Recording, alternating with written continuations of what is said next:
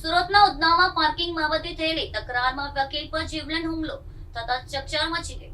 પોલીસે ગુનો નોંધી સીસીટીવી આધારિત તપાસ શરૂ કરી છે. સુરતના ઉધના પોલીસ સ્ટેશન નજીક આવેલા અક્ષર એપાર્ટમેન્ટમાં પાર્કિંગના પ્રશ્ને થયેલી સામાન્ય બોલાચાલીએ ઉગ્ર સ્વરૂપ ધારણ કર્યું હતું, જે દરમિયાન એડવોકેટ વિનોદ ગોહિલ પર જાનલેવા હુમલો કરવામાં આવ્યો હતો.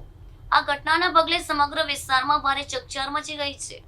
પાર્કિંગની જગ્યા બાબતે થયેલી તકરારમાં સામા પક્ષે આવેશમાં આવીને વકીલ પર તીક્ષ્ણ હથિયાર અથવા જીવલેણ હુમલો કર્યો હતો, જેમાં તેઓ ગંભીર રીતે ઇજાગ્રસ્ત થયા હતા.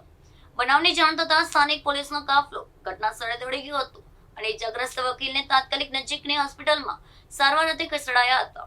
હાલ પોલીસે આ મામલે ગુનો નોંધીને હુમલાખોરી સામે કાયદેસરની કાર્યવાહી કરી છે. આ ઘટનાના પગલે સુરત બાર એસોસિએશનના વકીલોમાં ભારે રોષ વ્યાપી ગયો છે અને હુમલાખોરો સામે કડકમાં કડક પગલાં ભરવાની માંગ કરવામાં આવી છે. પોલીસે એપાર્ટમેન્ટના સીસીટીવી ફૂટેજ મેળવીને આરોપીઓની ઓળખ કરવાની પ્રક્રિયા ઝડપી બનાવી છે. સામાન્ય પાર્કિંગ મુદ્દે થયેલા આ હુમલાથી સ્થાનિક રહીશોમાં પણ ભય અને ચિંતાનો માહોલ સર્જાયો છે.